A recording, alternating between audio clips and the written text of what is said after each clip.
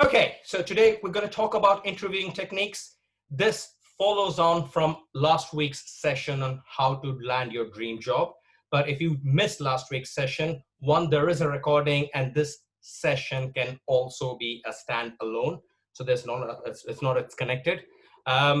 What I would like to do is a little bit about myself. As I've said, there's numerous experiences in my life and qualifications that I compiled together to create the material for these groups. But something that's not in this slide is last year for my organization, I must have conducted 50 plus interviews. We were building a new team, and also the interview process in my organization had changed. You need multiple interviews. So I must have done about 50 plus interviews, both for my own team and for a wider group. So I'm going to bring in some of anecdotal things from that as well into today's session. Okay, before I start, I'd like to give all of you a little exercise. Okay, if you could grab a pen or paper, or if you don't have it, just anywhere around, even if it's just collecting your thoughts. If you want to put it on the chat, you can, but you don't have to.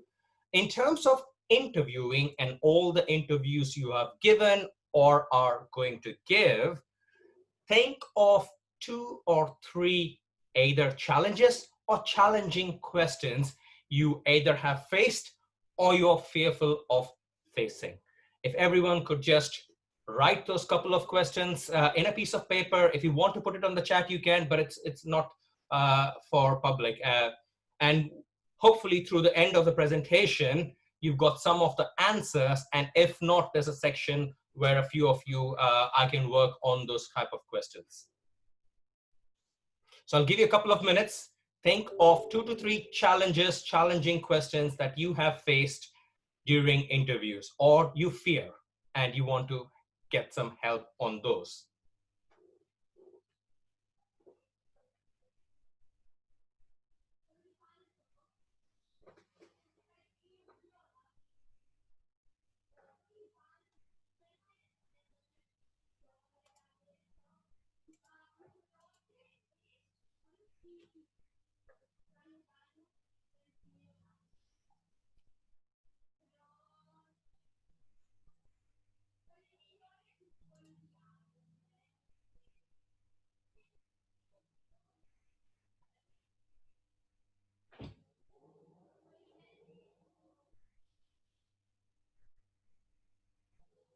I'll give another minute just for everyone else. And if quite a few people still joining in, I'll give a minute to everyone else. So the question again is think of 2 or 3 challenges or challenging questions you have either faced or you fear during interviews. Just write it down on a piece of paper anywhere. If you want to put it on the chat, please do. There's tons of questions coming on, but it's more for your reference.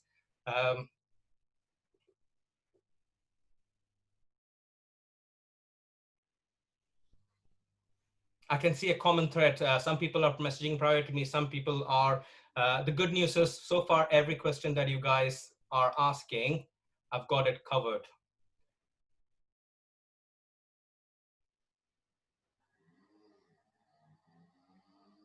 That's an interesting one, Taylor.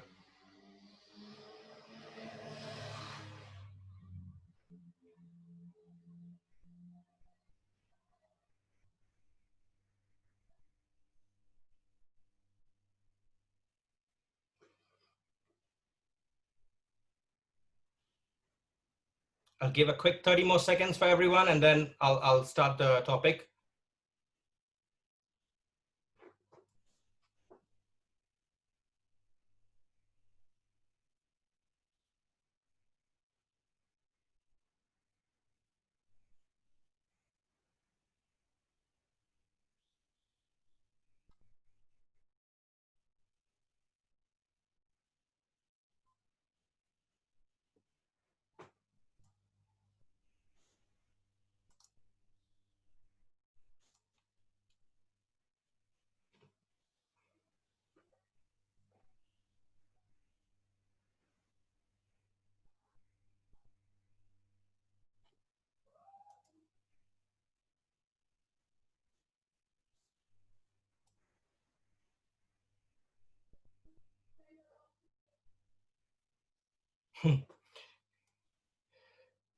Yes, hopefully they don't ask that question so explicitly, but it's an interesting question. So I would invite you guys to keep a track. I'm reading through this. I'm not taking notes.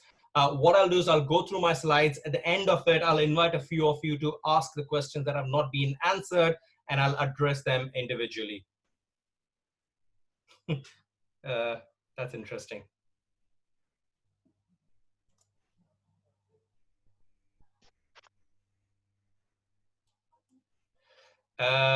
That's a good one. Michelle, do remind me of your latest question at the end.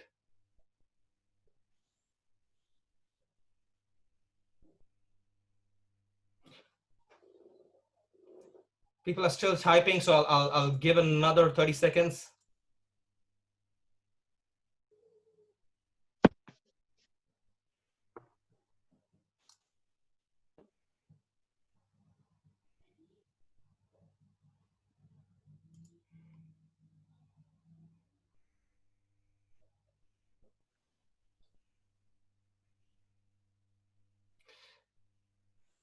Sylvia, that's a good question. Hopefully you have bet the interviewer to that question and asked them to give more details. But anyway, I'll some interesting ones as well. How do you prioritize? Very good.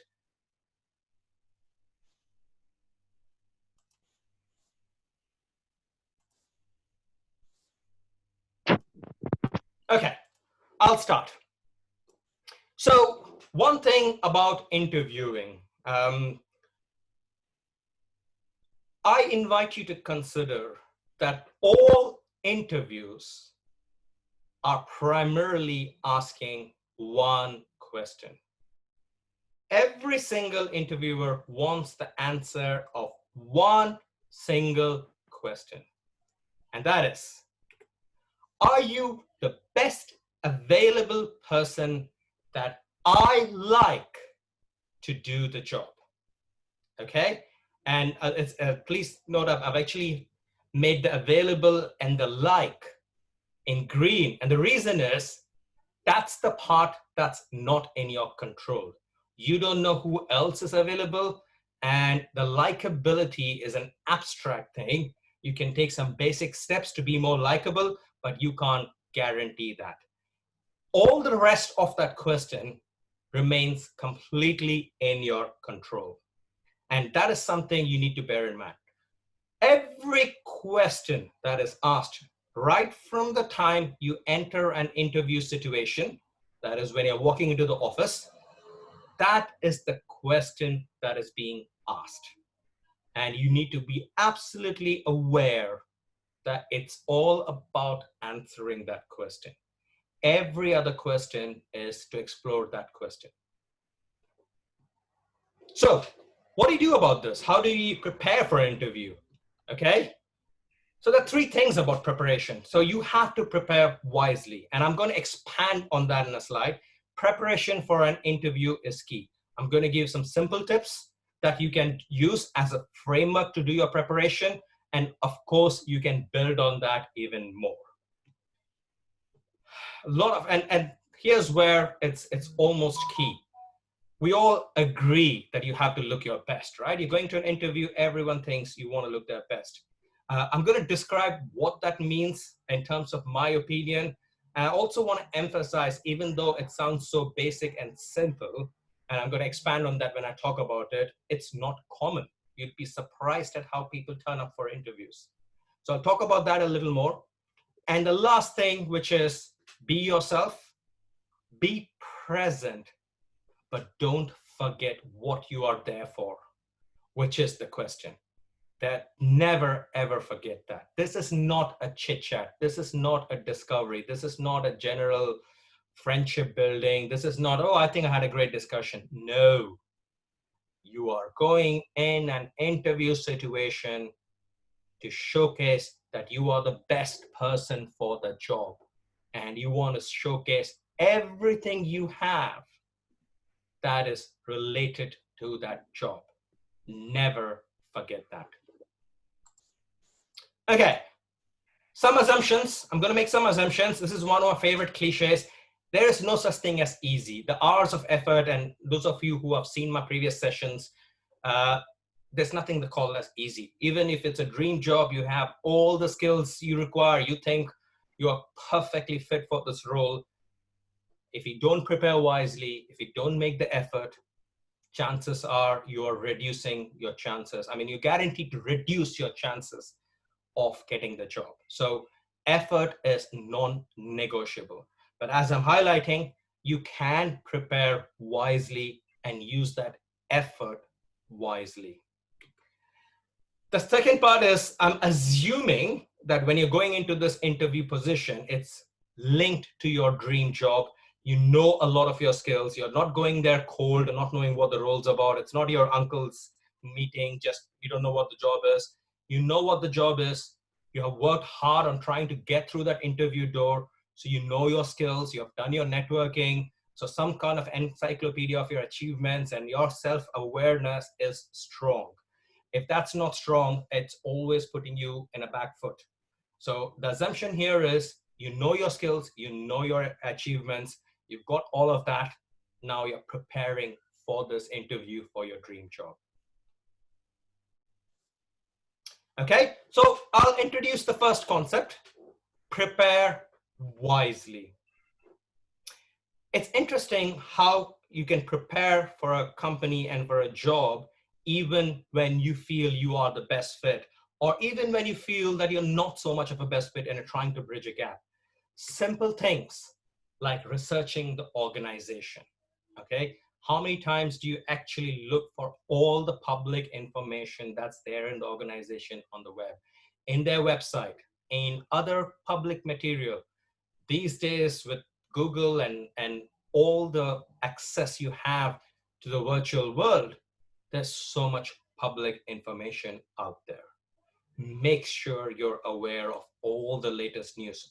Make sure you're aware of any acquisitions or mergers. Make sure you're aware, look for those vision statements. Make sure you know who the CEO is. Make sure you know anything about the governance. Keep notes of all the public research you do. All of them are relevant. Why are they relevant? Because you are not just interested in the job, you're also interested in the company that offers you the job. It is important to show your likeness for the company. Why is it you want to work there? Research also the team you will be working for. If nothing else, look at LinkedIn of people doing the role for your company, which will understand what kind of people are going to be around you, but also look at competitors' roles of a similar nature. Get an idea of the profiles. Keep it in your back pocket. You might not use it in the interview, but having that research handy will go a long way.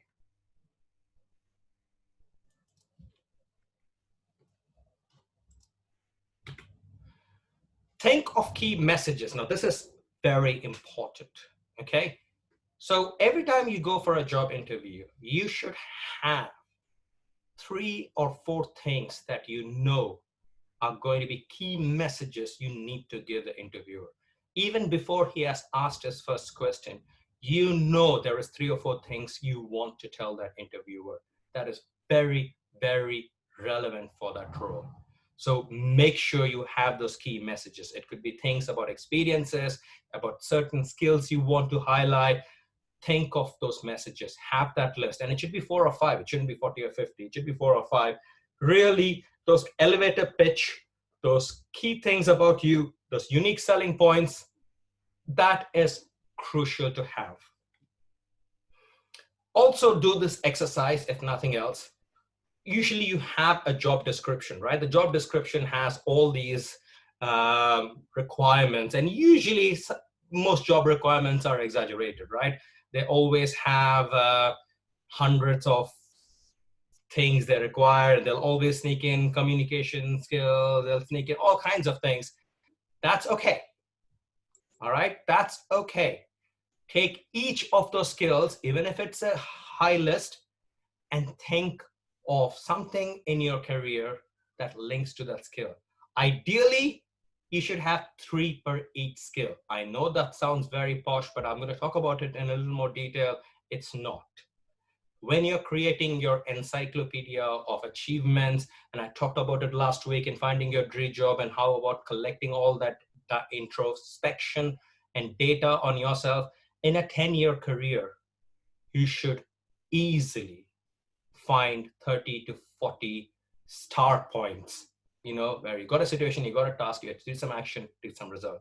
And you should be able to identify what those actions translate into skills. And then, if nothing else, you can have a simple matrix, all your achievements, what are the skills that tick mark? What are the principal skill it tick marks? And what are the auxiliary skills it tick marks? And really have that preparation of matching the skill to the achievement and the list of achievement. So actually, it sounds a lot, but it's not. You should have 3 achievements with a little bit of a storyline for each of those requirements. No shortcuts, prepare that well. And the last thing I wanted to say is do dummy runs with your family. Do a practice run, see how it's coming across. Even if it's a sample of these, ideally, if you can do all of them, if you find someone to listen to you for all of them, just verbalizing it and seeing how it sounds like will give your brain the practice to connect with your voice. You'll be surprised at what a huge impact dummy runs can do to your interview on the day. It just makes it that 5% smoother in terms of the flow of words. That goes a long way in an interview situation. So do dummy interviews, dummy practice runs of how you're going to explain your achievements, etc. That's preparation, okay? I'll open it up for a quick question or two. Any clarification on the points I have mentioned here? If I could request hands up, please, for anyone who wants to ask anything.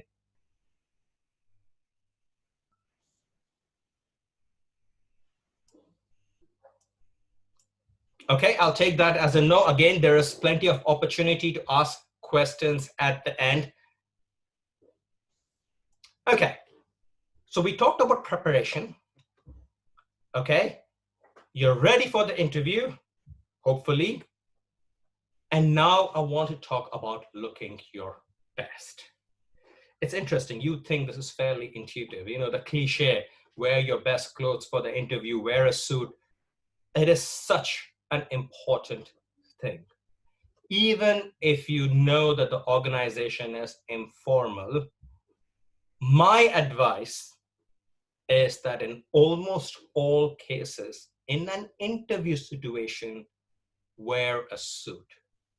Even the most casual person is rarely, never going to look down on someone wearing a suit. However, if you appear catty, if you appear not up to the mark, it's always a much bigger risk that it reflects negatively. Again, the second point, avoid visible tattoos, loud makeup, bling, jewelry, etc. Very important points. I will highlight something here. It's obviously there is an understanding that these are interviews you're having in a reasonable corporate environment. Maybe if you're going for a barman's interview or a chef's interview or some of those more niche areas, some of this might not be relevant. I get that. But my advice, and I always say, be on the safe side in an interview situation. Always, because why take a chance? Also, fresh, best clothes and shoes. Last year, as I said, I conducted 50 interviews. And I'm not exaggerating. Less than 10% were properly suited, came properly attired, and you look at them and you say, okay, this guy's made the effort. And it's shocking because there's no excuse for that. There's absolutely no excuse for that. A suit won't get you the job, but it might lose you 5% of that impression. Why do that? It's not worth it, especially if it's a competitive job interview. Okay, Good grooming, again, the hair, the nails, body odor. You'll be surprised. People come in sweaty. You can smell them before you can see them. I'm not exaggerating. Happens. Make sure all of these things are really catered to. Now, I would never put things like this on a slide. It sounds very basic, but you will be surprised. And these things, just the basics. It's like spelling mistakes on a CV. You know, that's the most basic thing. But you'll be surprised at how many CVs come through with grammatical errors and spelling mistakes. It's the same thing about grooming and being your best attire. That's a basic requirement, but I still feel it's important to highlight based on my own experiences and how people just seem to miss making that last bit effort. Posture, this is important. Just spend 5 minutes in front of a mirror looking at how your posture is. Do some visualization with the mirror on how your shoulders are, how your head is, how you're smiling. You know, practice that smiling. Just spend 5 minutes in front of a mirror, just seeing how you look in your dress and attire. And before you go for the interview, just practice that a little bit. Just feel that shoulders straighten up before you even leave your home. Just feel that and feel that energy. Practice the smile. Look in the mirror. Be confident that you're looking your best. Leave nothing to chance. Okay. Anything on looking your best? Any questions?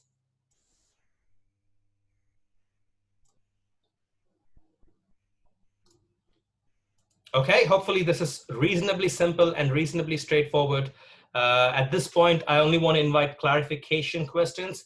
Obviously, as we go on, I want your experiences and your questions, and then we'll focus on particular questions. So again, looking your best. And then during the interview, never forget this.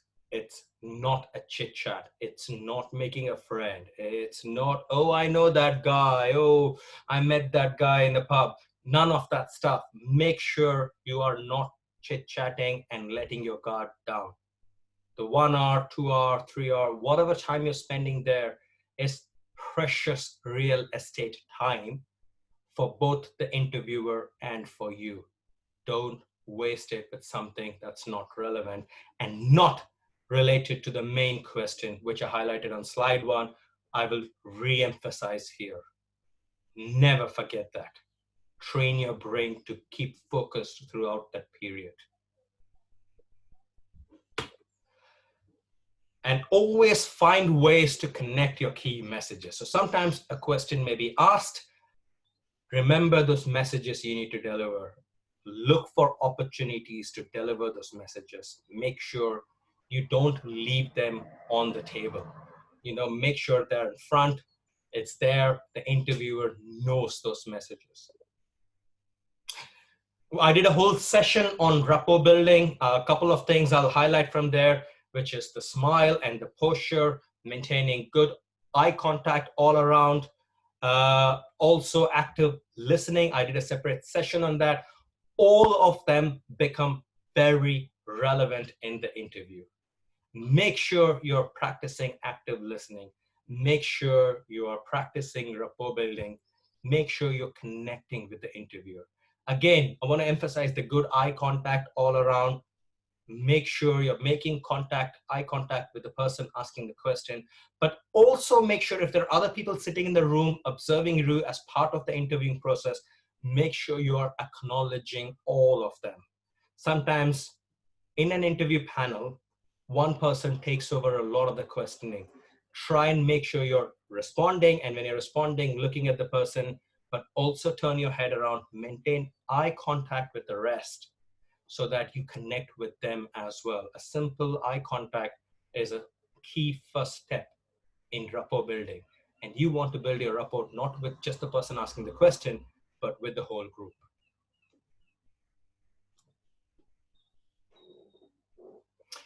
Secondly, in terms of active listening, I also mentioned that you need to be very present, understand the question. Make sure you have, and if you didn't, don't try to answer it. Ask a validation question. There is nothing wrong in saying, could I understand that question? Could I beg your pardon, please, can I ask you to repeat? It's not bad.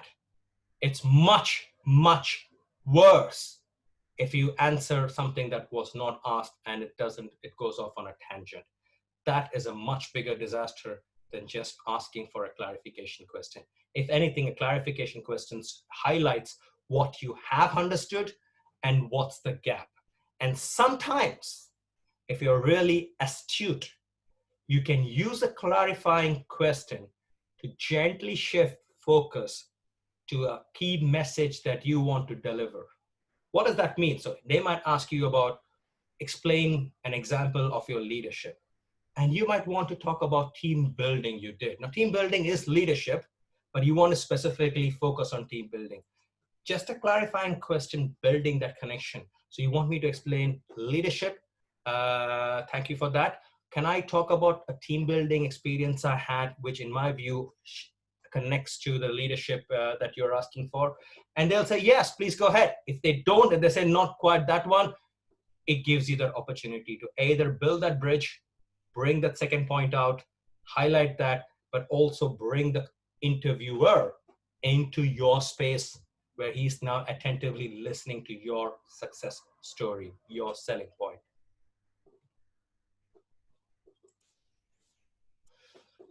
Also, when answering a question, learn to be concise and precise. 2 words, concise and precise. If I had a penny for all the times people have gone on a huge saga when all I want is, give me one example, and they've gone into a huge saga and have had to interrupt them because my time is precious, their time is precious. I don't want to just listen to something that I've lost interest and lost connection with. So make sure your answers are concise and precise. That is where the STAR model is a huge help. Always answer your questions, describing the situation, describing the task, describing the action and the result in a nice, concise 10 to 15 sentences long answer. You can always end the question and says, does that answer your question? That validates your answer. Look at their reaction. If they're nodding their head, happy, you got that feedback straight away that your answer has hit the spot. You can then ask them, would you like to know more? And that way, it's an interactive process. You aren't dumping 500 sentences on them.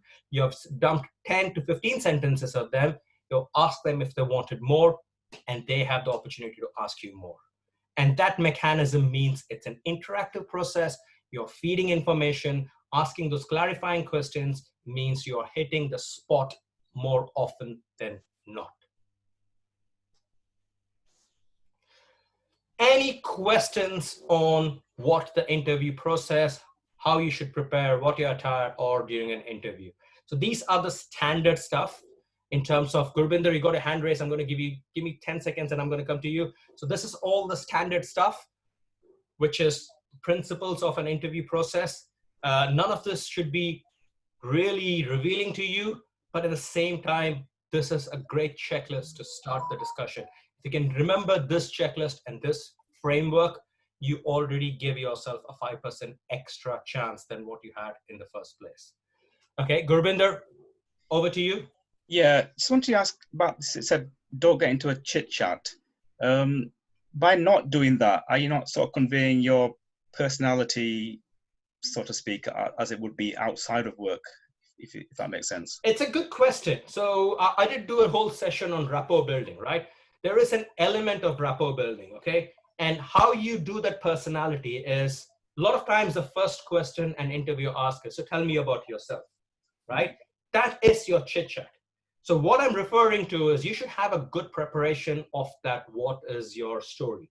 That story is where you give visibility of your personality, visibility of why you are there, visibility of what you want in that job, little bit about yourself. You can add an anecdote or two that's an interesting story about you in there.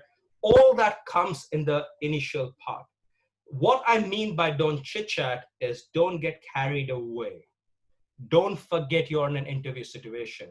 They don't, at this point, they are looking at the best things about you, not those extra little things. Make sure you're using that time to showcase all the best things about you.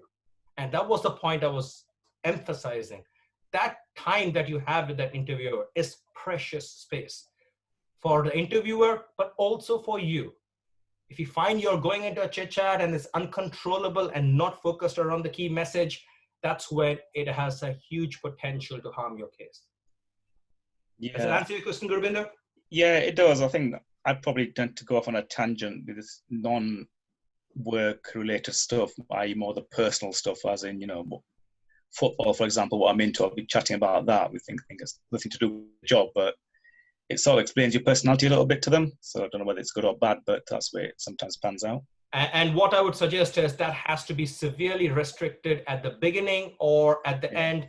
Don't do it halfway, you will lose the flow. So yeah, at the beginning, when you're building your rapport, how are you, etc. There's that element, that they usually start with how are you, how was your journey in. That's that rapport building stage at the start of that interview. yeah, All that personality bit and all that should be covered in that clear first section. There's no excuse for later on for slipping into that personality, and all that should be controlled by you, driving your agenda in what are your best parts that you want to expose to the interviewer. yeah. Okay, yeah, thanks. Okay, there's two more hands. Duma, yes, please. Okay. Hi, Prakash. Okay. Thank you for your sharing. I think in your slide you mentioned sometimes the interviewer asking about do you have any other question in the last discussion, right? In the last interview, what should we ask? Actually, the best thing we ask when for this closing question. So we ask the process, how long, or how or what the So best Duma, question. I mean, sorry, for the apologies for last one. interviewing. I've got a whole section on asking the questions. That's coming in a Hmm. couple of slides time. So bear with me. I Okay. think your question is a great one. It's a very important question. Just bear with me. Yeah. I've got a whole slide to explain that whole process of how do you tackle your turn to ask the question. Okay. Okay, Prakash. Thank you. Thank you. Thank you.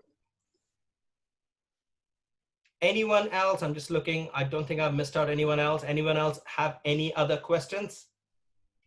I think you got Natalia with a hand up on the video. Okay, Natalia, please go ahead. Thank you for that. Hi, Prakash. Can you hear me? I can.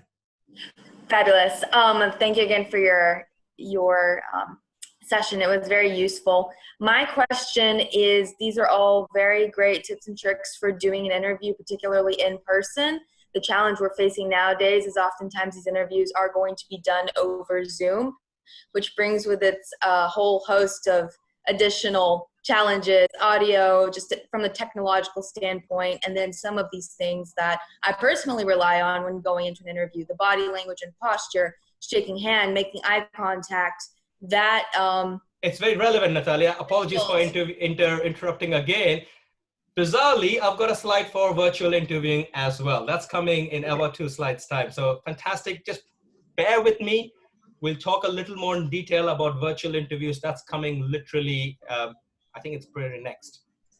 Anyone Perfect. else? Gurbinder, yes, go on. No, I was just lowering my hand actually. Oh, okay. sorry, apologies. That's Prakash. okay. Okay. Okay, there's one more hand raised, Duma. I don't know if Duma wants to ask a question. I don't know if you can see it, Prakash. Yeah, we just talked to Duma just now. Oh, so she didn't put it down. Sorry about that. That's okay. Okay, so we'll go straight to the virtual interviews piece. Now, you made a very valid point about virtual interviews and Zoom meetings because they are the more prevalent these days. I don't think the body language and the smile and all of that lose relevance even in a virtual interview. But let's address that in a minute. Okay, so what are the things about virtual interviews that are very, very important? Okay, simple things. Make sure you have a quiet place. That is so crucial. Okay, These days, people are a little more tolerant of having family members walk past and all that stuff in meetings. It's so common. I think YouTube is littered with funny videos of things happening in the background. Don't take that risk in a virtual interview. Make sure, to the best of ability, you got a quiet place. Simple, plain background and good, appropriate lighting. Again, you are in your room, you are comfortable space. That messy table behind you, that your brain tunes in to that and you don't spot it, but you'll be surprised at how much it's visible to someone at the other end. So make sure there is a nice, simple background behind you, and the lighting is also crucial. You apparently, my wife tells me you get these little lights that you can put in terms of presentations. I've ordered one. I don't know when I get it, but you can put that in the back, and it just makes sure your face and your reflection extra comes through. Spend the effort in that, because to the point that you just made, these are the new things about how you appear on screen. It is still possible to make an impactful impression by doing some of these things. Okay? Again, a very, very crucial point. Test all logistics before, especially the microphone and camera. It's unacceptable that you got a 1-hour meeting and your microphone and camera are not working for the first 15 minutes. Oh, I can't get it to work. Well, it happens. Technology lets us down in the best of worlds. I get that, but reduce that possibility as much as possible by testing everything up front. Have a backup plan. And I'm going to give you my personal anecdote. I did the session on active listening about a month and a half back, and it drove home. I didn't have a backup plan. My computer crashed, and I lost about 5 minutes before I could come back into the session and carry on with my presentation. It was horrible. I got lots of, let's say, constructive feedback on that, because as you know, I always collect feedback. And that's when I realized it was a hard learning. When you're doing virtual sessions, you always have a backup plan. I now have a phone connection separately to my main computer. So if the computer crashes, I can switch on to my phone. Nadia has a copy of my presentation. She can bring that up on short notice, and we can switch and carry on. It's so crucial to have the backup plan. Lucia, you want to ask a question?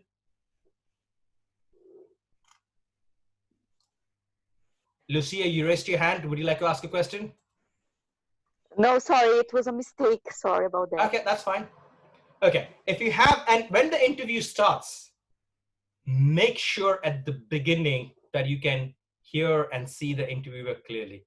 If there are any logistics issues, highlight them at the beginning. Don't pretend that they will somehow disappear and you will hear better. It's easier to get that off the way and connect. Even if you don't want to restart or cancel the call, just make sure you're making the interviewer aware that you're not hearing very clearly. You might collectively make a choice that you can go ahead and carry on, but at least by making him aware that you're not hearing clearly later on, if you have to clarify a few more times, there is the expectation set that the connection wasn't perfect. Again, just these small little tips, okay? And this point is important. Everything else remains the same. I think, Victoria, you asked the question. I want to come back to that. The body language is important. How you're appearing on camera. It's not face-to-face, but you still do a lot of rapport building on a camera. How your face appears, how your expressions appears, how you're acknowledging the person. You might not be able to mirror leaning forward. Actually, you probably can. How you are leaning into the camera, how you're appearing. What are the energy levels? Rapport building has got lots of components. I did a whole session on that. So a lot of those elements remain the same. I would almost encourage you, if you're doing a virtual interview, go out of your room before the start of the interview and almost create a mindset. You're going to enter an interview room when you're doing the virtual interview, and have that whole idea that you're doing as an interview. So make sure you're reproducing a real life interview as much as possible, even in the virtual world. There's nothing worse than just having a virtual interview, turning up on that interview and just you're in your pajamas and you're just answering questions, you have just lost 20-30% of potential brownie points that you could have gained by just showing good preparation, good planning for a virtual meeting. Victoria, does that answer the questions on virtual interviews? Is there anything else you want to bring out?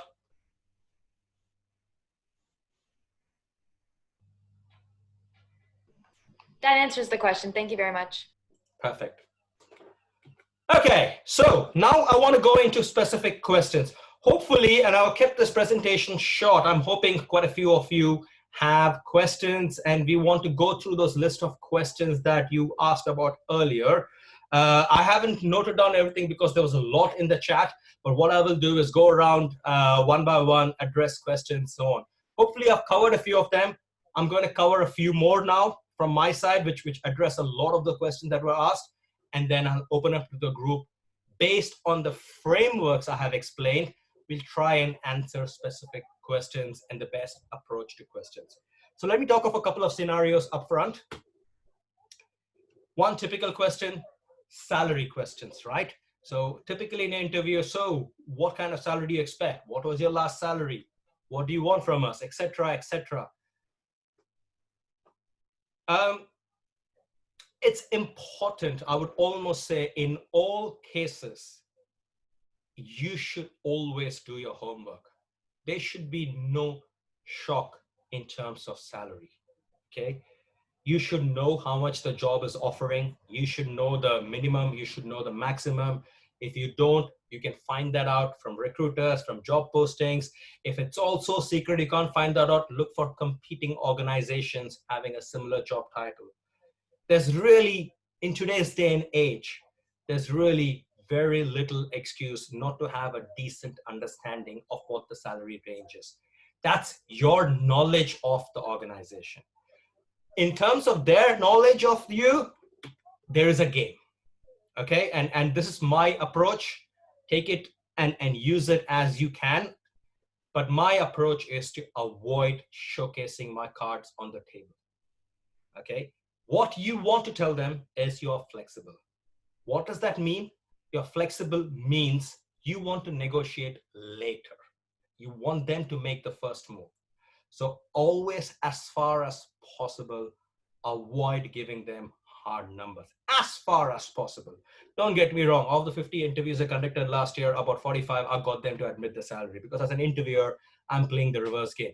But you should play that game in a nice way. Try and avoid giving them a hard number.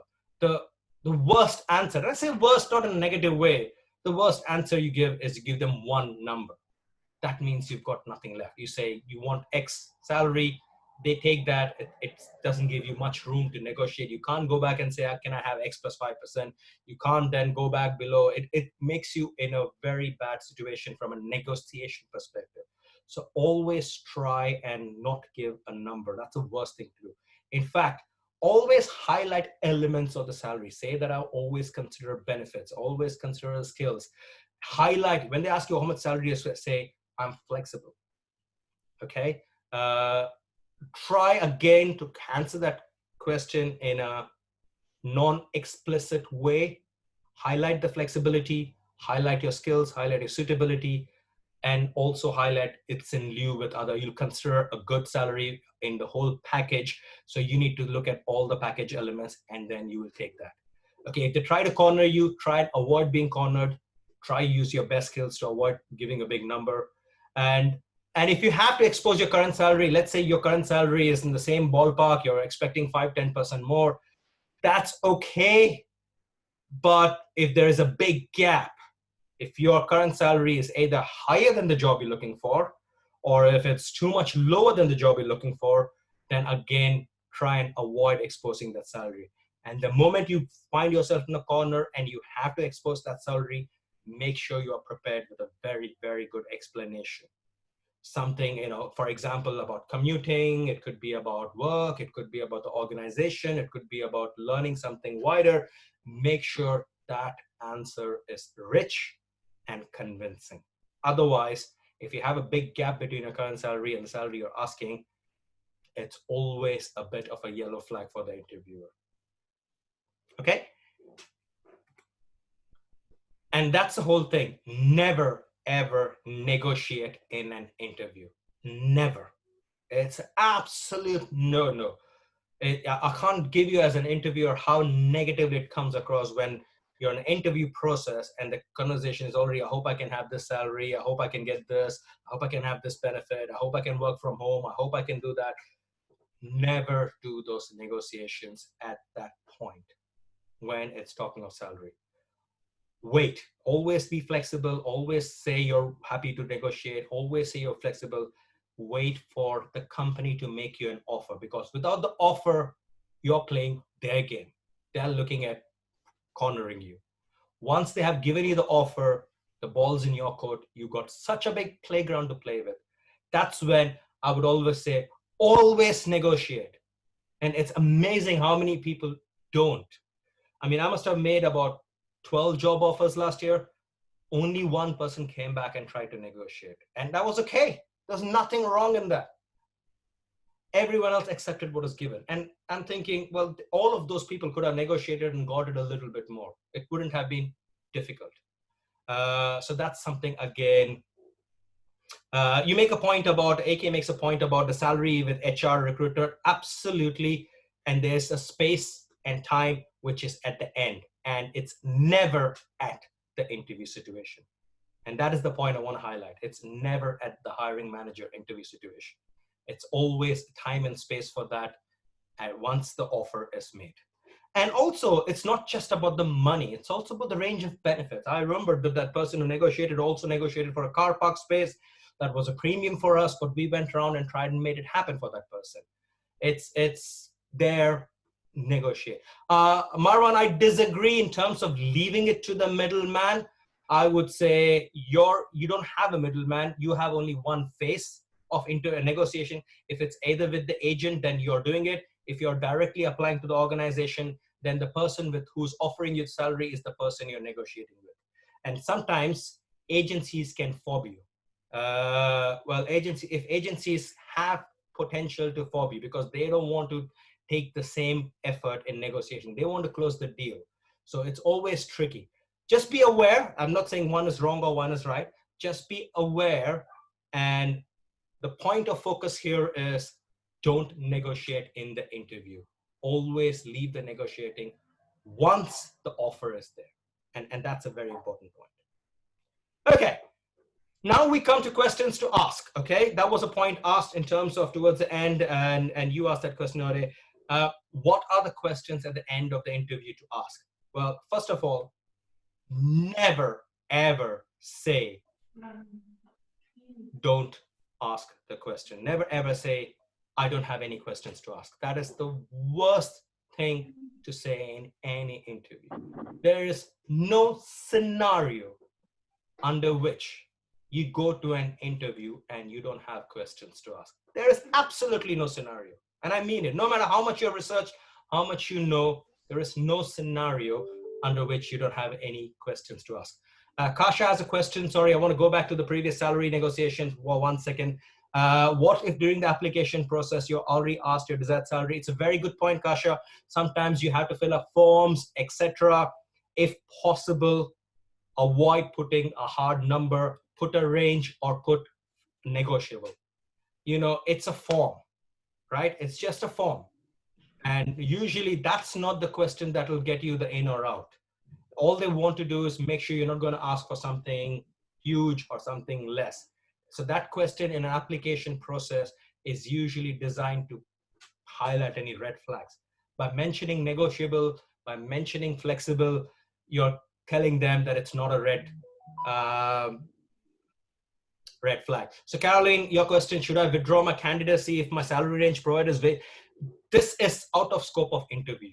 You should not be turning up at that interview before you know the salary background. It's very poor that you've turned up at the interview and you found that the job has got a salary range way below your desired salary. It should not have come to that stage. In an ideal world, you've done the research, you know what kind of a job it offers, etc. These kind of discussions and understanding should happen before you enter an interview. In the sorry, Prakash. Yes, Sorry, was there someone saying something? Yes, this is Caroline.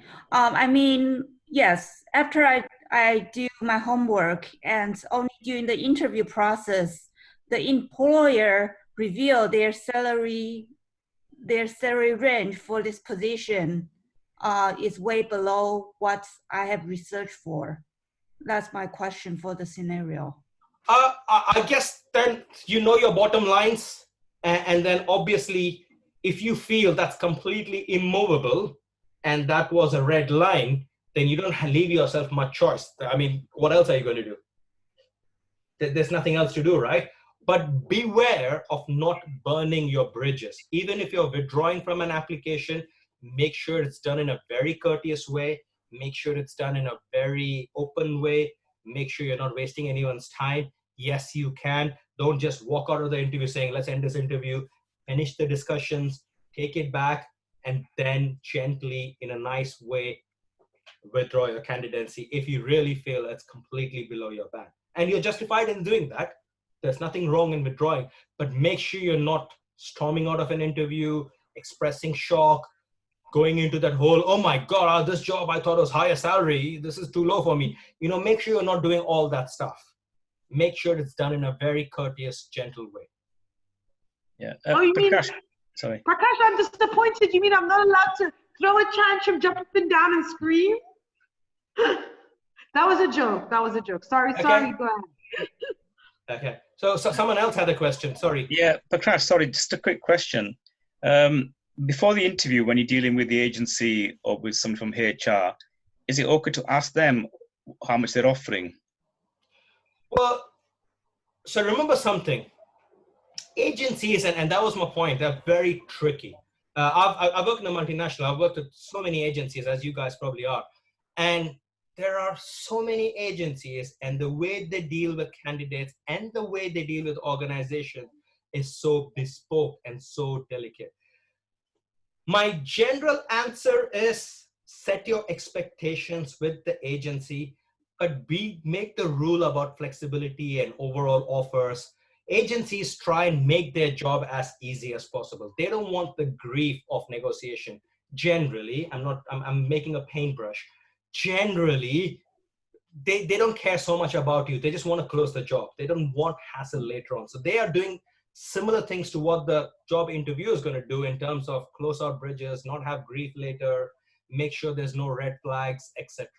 So again, even for the agency, I just say that, look, maybe give him a little more information than the interviewer, but try and navigate that discussion where you leave yourself the maximum space for post-offer negotiating. Yeah, I think keep that card in your mind. Yeah, just quickly, Press. I think by giving him a fixed number, and so you leave it open that agency say, hey, you asked for this number, I got you this number. Now don't talk to me about salary. Yeah. Sorry, Prakash. I think I meant it the other way. Is it worth asking them what they offer? 100%. So if it's too low, 100%. Yeah. This now the roles are changed. Yeah. Like just like the agency is looking for you to get out of red flags, you hammer the agency, say, so what is the offer? What is this thing? You get as much as you can out of them. And they then become what you're trying to be in the reverse situation. They try and give it a little, but usually it's easier for them to say there's a salary range. Yeah. Okay, that's fine. Because the last one or two where when I found out what they would offer, I said, look, it's best we're not even going for it because that range I'll never accept. So it just, stop wasting each other's time, isn't it? Absolutely. So Ken had a funny experience. I'm going to talk about that. And then Michelle, I'll come to your question. You got an offer. You tried to negotiate by proposing another salary, which was within the budget, but they withdrew the offer after 2 weeks. Is that a normal occurrence? I'd say not. Now, I don't know about the certain circumstances. If you go in with a hard number, so that's the whole thing about negotiating, right? If you go in and say, I want extra more, there's a little element of risk. But, it depends on how you went there and how they perceived it. I would say that's not normal. And it depends on what the delta was. And also, you say that it was within the budget. How do you know that? How did you arrive at that number? A huge piece of information could be in a possible assumption you have made there. and that assumption is broken. Also, have they seen this as is trying to raise the bar? I don't know the particular situation, but at least in my personal experience, having a discussion and giving yourself some space to just get a bit more and asking it in a polite way. And then when you're negotiating, it's a whole separate discussion. The offer is there on the table, so they made you an offer. There's nothing but asking them a little bit more and exploring the wide range of benefits. Try and see if you can make it a face-to-face discussion with the hiring executive. Try and see if there's an agency who's giving you the job. When the HR person makes you the offer, try and have that discussion in a sensible, sensitive way. If you, I don't know your details, whether it was an email you sent back later on after 2 weeks and then they sat on it and 2 weeks later rejected, etc. I don't know the circumstances, but I would always say when you get a job offer, do try and negotiate a little bit. But when you're negotiating, be careful, make it an open discussion so you're not emailing each other hard numbers. Always the skill about negotiating is knowing what their scope is and sensing their stretchability and pushing those boundaries, but not breaking them. You know, they offered you X, you say, I want double X, that's a problem. If they offer you X, you go into the approach saying, X sounds a great number. Is there some other things I can, because I had some other things in my current job, can I have those as well? Or in lieu of that, can I have 10% more than X? Stuff like that, where you're appearing to be flexible and not hardballing yourself into saying, I need 10% more. So there's always a soft skill with how you negotiate. That's a separate discussion, how you do that. At least the point, again, I want to emphasize is make sure it's not done during the negotiation. Again, the insider information telephone call, it's tricky, right? I mean, were you able to expose that? Is that with that telephone call, maybe they found something else about that. Maybe they found out that you had this information and they were sensitive about it. There's a whole range of things that could have happened, right? So I would always say, when you're negotiating, don't go with a hard number that's more than them. Try and explore it in a face-to-face or in a meeting scenario so you get the reaction. And you're sensitive to what the reaction is. I have a comment. Okay, so let's go on to the questions to ask. This is the last slide before I go into general questions. So always have questions to ask. I emphasize that point. This is your opportunity to validate your dream job. There is no circumstance under which you don't have a question to ask. Absolutely no circumstance. It's the most poorest thing to do, no matter how much you've been informed, not to have questions. Okay? So some sample questions. For example, just a simple thing. So how does a day of in the life of someone doing this role look like? What's a typical day like? Who are the key stakeholders that your team and this role normally deals with? And this is a question, and I'll take a step back. Some of these questions, if you can get it in earlier in the interview process, remember, you don't have to wait for all your questions to be at the end of the interview. You could get a question or two, make sure you're not bombarding them with questions, but you could always get in a question or two in between some questions. They ask you, have you dealt with marketing teams? Describe your experience. They ask you something like that. Oh, that's a great question. You answer that and just say, oh, by the way, on the basis of that answer, can I also ask about this role? Who are the key stakeholders that the role deals with? You know, switching context just subtly to get that information. If you do that in the middle of an interview and you're agile, you can use some of your strengths and your achievements to link into those key stakeholders. So if someone says, oh, our key stakeholders are marketing team, they are the most important people. The marketing team is the team I deal with. You suddenly can taper your experience. As you said, oh, we had plenty of stakeholders I dealt with, but in my experience, in my achievement, a key stakeholder was also the marketing team where I also, and you're suddenly linking into information you gained in that interview. Again, excellent way to bring more relevance and to highlight your best fit for that role. How do you describe the culture? Again, don't start telling things like you want to work from home 2 days a week, 3 days a week, 4 days a week. ask the information first, let them volunteer it. They might tell you, we have a great culture, we have flexi Fridays, we have this, we're very people focused, we work hard, people start from 8 o'clock in the morning. All that kind of information that you have already researched, it's a great validation point, right? Don't forget, you can always refuse an offer. You can always walk away. But now is not the time to do it. Now is the time to ask more information. Okay, key success factors in the role. What does success look like? A lot of times we go into the role, we believe we know everything, but ask them what are the key success factors. Again, if this question is snuck in early in the interview process, you then have a clear focus of what is it you want to sell to the interviewer in your achievement list. What are the key challenges? Typical departmental challenges, organizing. Let it come from the interviewer, even if you understand. So it can be a two-way. You must be prepared of what you think are the challenges, but if they haven't attacked you with that question, you can ask that question to validate your understanding. What are the growth opportunities? Again, remember, it's the job, assuming it's your dream job, it's a dream job in an organization that you're really interested in. Don't forget, balance of probability, that's not the job you're going to retire on. Okay, so look for information on growth opportunities. When they talk about growth, tell them to give you some examples of how people have moved on and some success stories of people who have moved on from that role. That'll give you information on how important that role is in your career. And the last one, and someone mentioned that in the chat, a simple thing is on that interview process, absolutely ask about the next steps and the timelines. You'll have 3 pieces of critical information as an answer to that question. One, when is it you expect them to come back to you?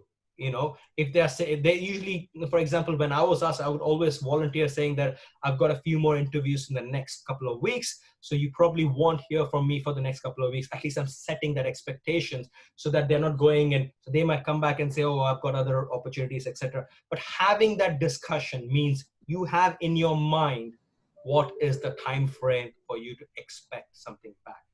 And sometimes, in some cases, and I used to do that, but others, it's possible, they might agree a next interview with you as that conversation. And that means you know that you have done well in that interview. So that's also another checkpoint. Don't ask them, but asking these open questions about the next steps, you might be lucky and get some additional information. So after the interview, always follow up. Always follow up with the company or the HR or the agency, ask them to forward. Someone made that point, always make sure your first point of interface is the same interface. Just write a thank you note. If you're dealing with an agency, ask them to forward it to the HR. If you're dealing with HR, ask them to forward to hiring manager. If you have the hiring manager contact us, come directly to you, write to them directly. Okay, do simple things in the follow-up. That is, thank them for the opportunity and the time. That's the opening piece. Use that. And also, if you write the follow-up, remember, if in 1 week you haven't heard and you want to follow up on that, you can use that connection and that follow-up email you've written to build on and say, I'm just curious about the latest, etc. Highlight any key wins in your interview. So make sure anything, sometimes you're interviewing multiple people as an interview, you're taking your notes, but there's nothing wrong in receiving that email saying, hey, that was a lovely chat we had.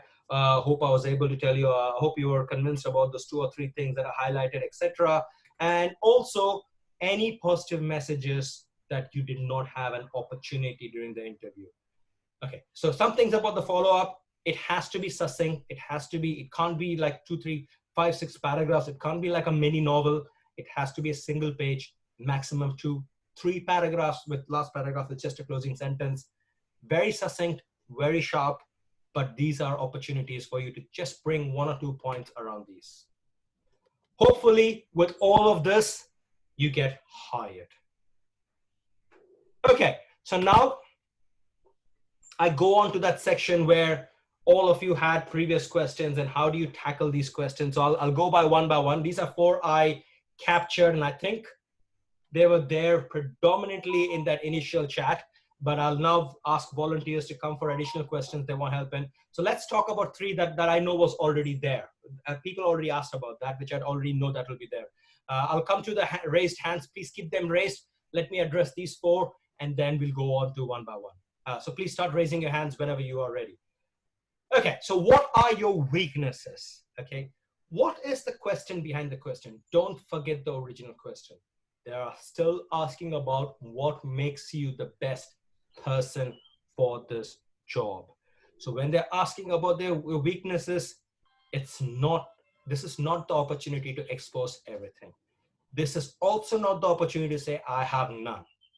Both of them are wrong.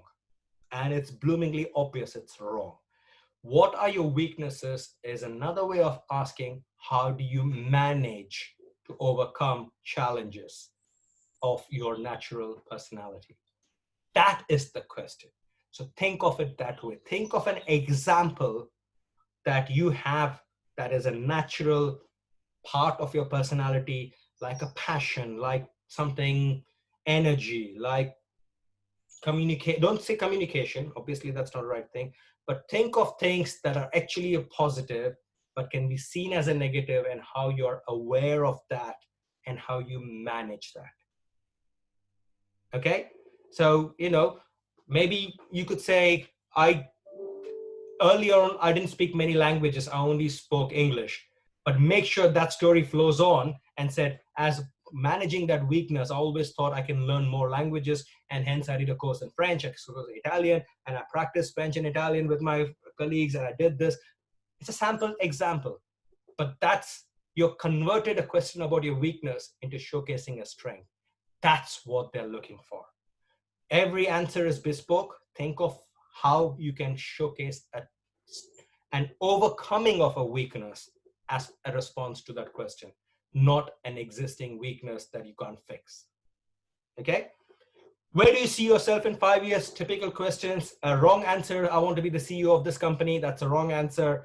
I have no idea where I'll be is also the wrong answer. What they are trying to see in this question is forward thinking, right? Forward thinking is about how you are planning, what kind of strengths, what kind of skills you want to garner, so try and make sure you're not hard coding yourself into a job unless that is really your dream. If you really are dreaming of, let's say you want to be head of a department in 5 years, and that's a realistic goal, you really have it planned out, don't make that comment unless you've got the story to sell behind that. If it's something like that, great.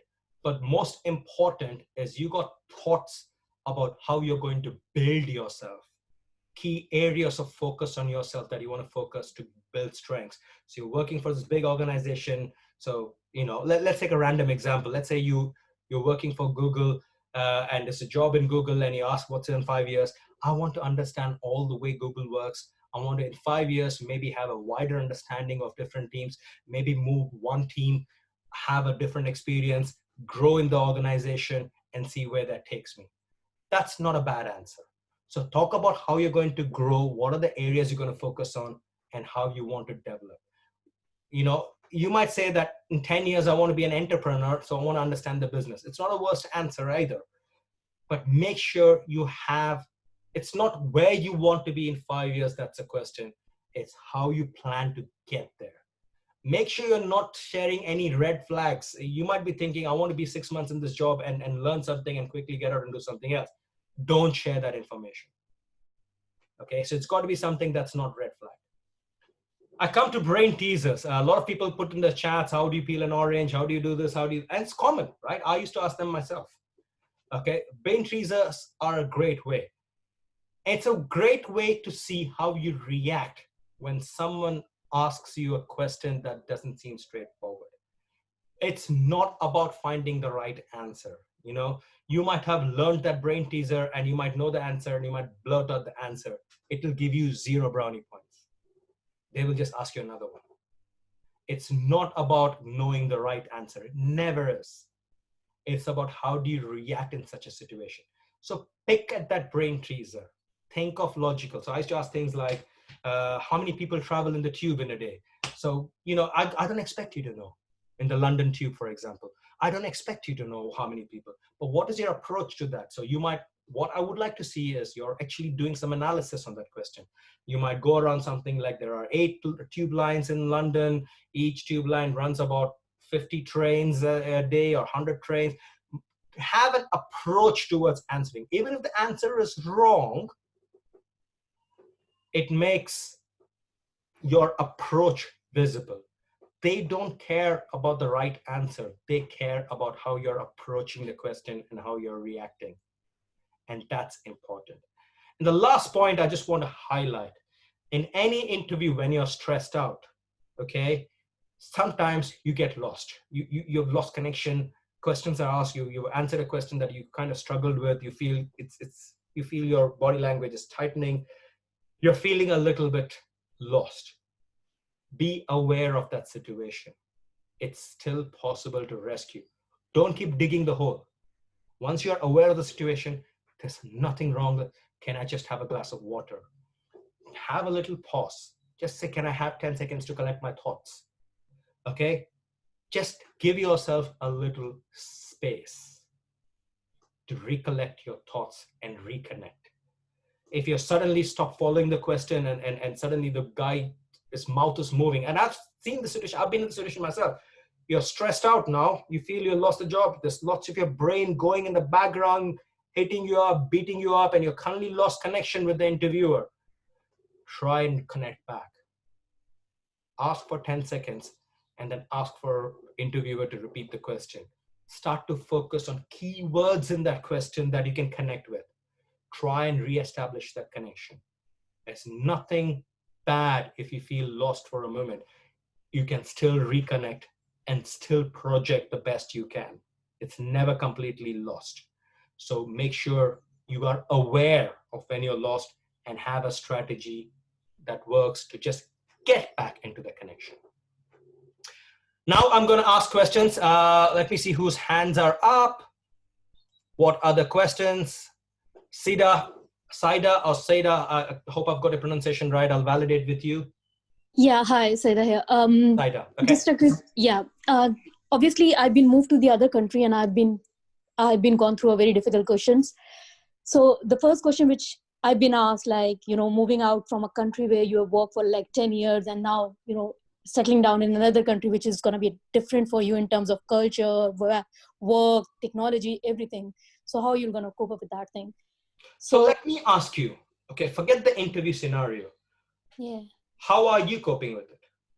I think I'm doing very well. And I think honestly, I found it a cultural difference, but it is in a good and healthy way. I've been interacting with different people, different things. And the most important and the motivating thing is that I'm learning new stuff. And the ability which I've seen in myself is that I put up myself, I had, you know, I'm in a situation which was entirely different from my current work. I mean, usually in the past, I was doing a very different work, and here I'm doing a very entirely different work in a different world. And within 6 months, I was completely on board. So that means I'm a quick learner. Fantastic, Saida. So let me just get back to your answer, and let's see how we can improve the answer. So the answer you're saying is you're very adaptable and you're great at cultural learning. Okay, that's the answer you want to give. Okay, the first thing you did, which was fantastic, is the first sentence you said. You highlighted and accepted that it is a challenge. You didn't dismiss the challenge. Cultural adaptability when you move countries, etc., is a huge challenge. So the first thing you did was you acknowledged. That's a great first sentence. Second thing, you talked about learning and being open to learn. So explicitly state that you are open to learning. Then the next 3 or 4 sentences, you went a little bit, try and structure that toward what did you do to open yourself to learning. Talk about groups you did. Talk about intonations, if you use the intonation. Talk about wanting to assimilate yourself into the new culture. And then, if this is an interview question, you then highlight in 6 months, you feel a lot more comfortable in where you are than you were on day 1. So 3 things you have done. So the STAR methodology, remember the STAR framework? So you acknowledge the challenge. Okay, so you don't dismiss it. If the person has asked you as a question, that means it's they recognize the challenge. Don't dismiss it. Acknowledge the challenge. think of the task you're given, which is to assimilate. All the actions you think of 3 or 4 actions, actual actions you do, which you talked about, whatever it is. You went to a networking group, you talked with neighbors, whatever it is. Talk of 3 or 4 actions you took and then highlight the results. 6 months into the organization, into the country, I already feel much better and much more assimilated, and the journey just carries on. Okay. Does that make sense? Yeah. And that's good your answer, because you're showcasing the actions you took and showcasing how you're reaching it, and you're showing that confidence with which you said, hey, in 6 months, I feel that was great. That was the best sentence. And the first sentence where you said, of course, it's very challenging. It's hugely challenging. So those were 2 great sentences. You just need to bridge those 2 sentences with more succinct stories on how you acted and how you built it. Okay. Another question, which is like commonly asked everywhere, is what if you're not promoted? Would you leave the company? And this is the first question. And then another question is like, how would you take the late sitting? Do you think it's like a fruitful thing to do the late sitting, complete the targets, or it is bad for the organization, or create a bad image about a person in the organization? So, yeah.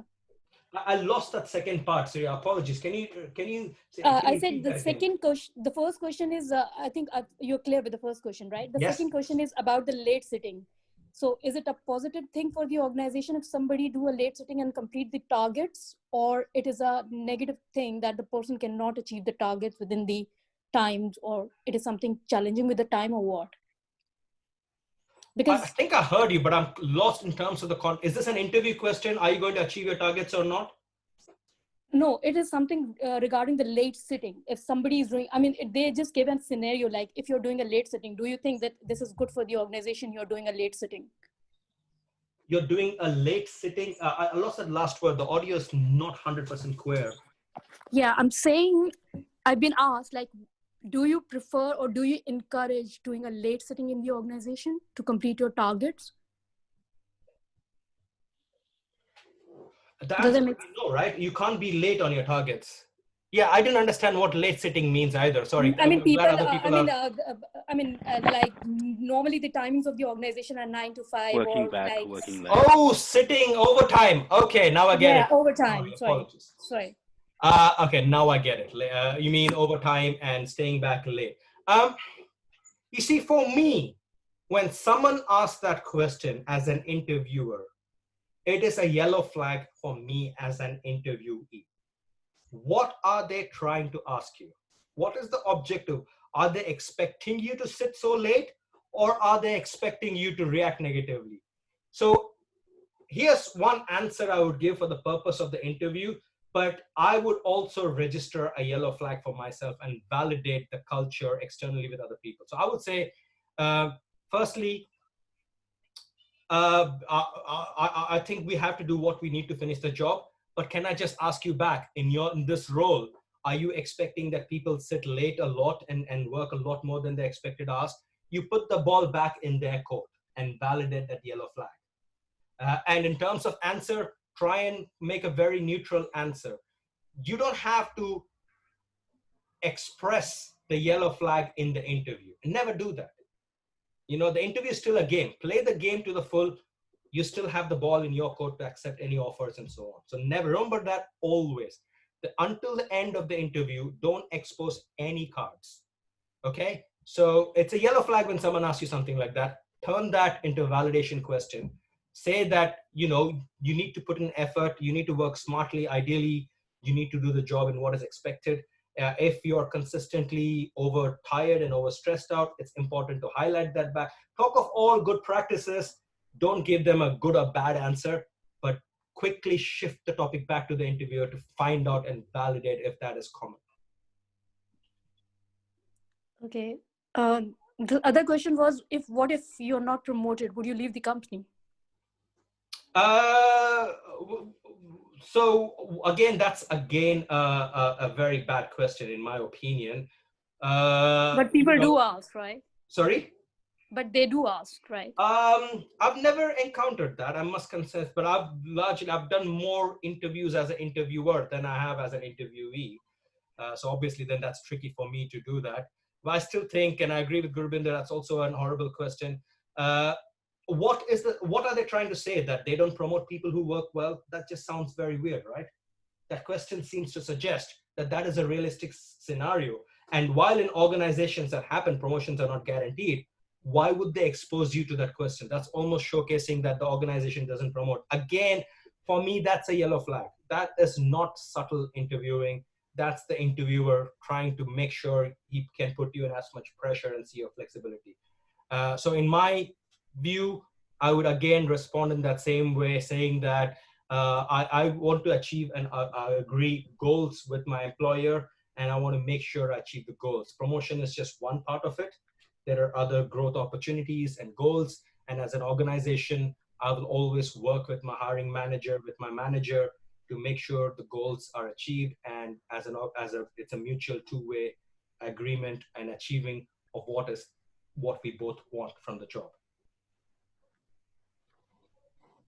Okay. And then you can turn it back and say, so is that a common scenario? Have you seen people leave because they're not promoted? Is that something that's common? Always switch that back and put them under the spot so you can validate your other flags. Okay, thank you. Okay, I've got a couple of sentences in the chat. There was someone else. How do you describe doing the interview when you had to leave your job because you suffered from mobbing and were underrated? So mobbing is different, underrated is different. Remember one thing, and that is why the question, be careful, think of a positive way of putting your messages across. Be very careful of the underrated piece. Mobbing, I'm a little less sensitive. You know, if you feel you were mobbed and what were the actions you took? How did you deal with that? In my opinion, if you can avoid that kind of a scenario where you're explicitly calling out mobbing or explicitly calling out underrated, that would be good. Because from an interviewer perspective, for me, no matter how genuine your case was, and not for 1 second am I dismissing or diluting, as an interviewer, it leaves me with a yellow flag saying, oh, this girl has complained about mobbing. So she hadn't, it's unfair. I agree it's unfair, but it's human, right? I'm interviewing 5 or 6 candidates to choose from. I'm going to select the one that I have the least yellow flag with. Is that something that's important for you to talk to the interviewer? Talking about mobbing and underrated, that address the principal question, Christina, that was there that I highlighted, how are you the best person for your job? I don't think it does. So find a way to create answers that answer that question. How can you sell yourself as being the best person in the job? Prakash. Hold on, let me go. There was a hand up as well. Can you hear me? Yes, I can. Who's this? Larson? Larson, go on. Yes. I have a few questions. First one is, can you ask the employee why should you work for them? Or what makes them a good employer? Absolutely. And after you, by the way, Barbel, just after your question, Barbel, I'll ask you next. So why is the question, can you ask them, why should you work for them? Yeah. You can, but there are other ways to ask that same question, right? Don't forget, the interviewer might want to ask you a tricky question to see how you react. What is the objective of you asking a tricky question to the interviewer? I mean, because it's a market is supply and demand, but like right now, maybe employees more in the toughest spot, but a year before employers looking for employees and they couldn't find them. So you should ask that question if you have a good position, like, I really want to waste my time to work for you, so are you a good employer? So first of all, what you're saying is valid, but if you come into an interview with that mindset, you will straight away start with some negative points. You might still have enough positive points to get through, but the moment you do that with that mindset, why should I work for you? you start losing points. And there's no point in losing points. Why do you want to do that in an interview? Why do you want to challenge the interviewer? You want information on what's good about the job. You can do that in so many positive ways, in positive questions. Tell me the best things about this job. What are the key success factors? What are the benefits? There's so many positive questions you can ask, that asking a direct question has limited value. And even if you are such a great asset to any company and you got so much things to sell, why reduce the value by asking a question that reduces points? What about you? What about, can you adjust your resume on, it depends of the position? Let's say sometimes there is some overqualified people for the position. Yeah, so that's resume and that's overqualification. Again, I can explain that, and I will, but it's not concept of interviewing. So that's again out of scope of just interview questions. Overqualification, and I'll summarize that before I go to Babel, who's got a hand up for a while. You got to tailor your resume for the job. There is no point in overselling. And if I was a recruiter, if I was hiring manager, I have rejected people because I don't think they will stay in the job. Sometimes people have been made redundant and they apply for a job that was 2 levels the job they did before. And for me, that's a yellow flag, because the moment the market improves, they will want to go away. Again, that's a yellow flag. Overqualified is a valid concern from a recruiter, from a hiring manager, because it's possible that you might not stay once the market gets better. And it's also possible that you were not successful at 2 levels above and you're trying 2 levels below. And that again is a problem, a yellow flag. All these are yellow flag. It doesn't disqualify you, but if I have 5 candidates and I need to select one, yellow flags will result in negative marks. That is why, again, I emphasize, when you're going into an interview, do not try to trick the interviewer. Do not try. Make sure you are at your selling best, no matter how suitable you are for the job, no matter how much you believe that there's no one else as good as you in this planet. Keep all those thoughts for yourself. Don't exhibit it in an interview, because the interview is a game for you to get the maximum points you can, because ultimately that strengthens your hand in terms of salary, in terms of job, in terms of everything. Okay. Thank you. I'll go on to Barbel now. Barbel, please. Yes, hi Prakash. So thank you very much for the useful presentation so far. It was really great. So I was wondering, like we always spoke, we assumed you get the job, but how is it if you get a rejection? And then I kind of like to know why I have been rejected. Is it legitimate, or is it okay if you ask why you were rejected? So can you, yes, can you? Great question, Babel. In fact, I should have probably put that in the covering letter and so on. It is a great practice to ask for feedback. Right. Okay. Don't ask why you have been rejected. That's not a great question. Another way to ask the question is, I'm disappointed I didn't get a job because I really think, but I would like to appreciate and respect your decision. Is it possible for me to get some feedback on the interview process? Okay, yeah. That is something that is a very good thing to do. By doing that, you're again showcasing, because remember, it might not be about you. It might just be those 2 factors. There might have been someone just a little bit better fit than you that they have selected. In that case, by having that feedback session, you're really bridging that gap and you're really coming that much closer. Tomorrow, there might be another opening in that role.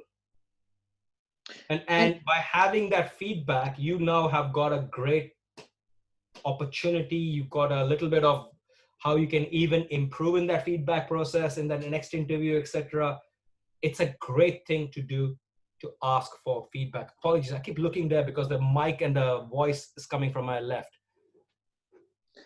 And Prakash, who should I ask then? Because if there's like 3 or 4 people in the interview, would I go back to the HR people, or who was responsible for the job offer?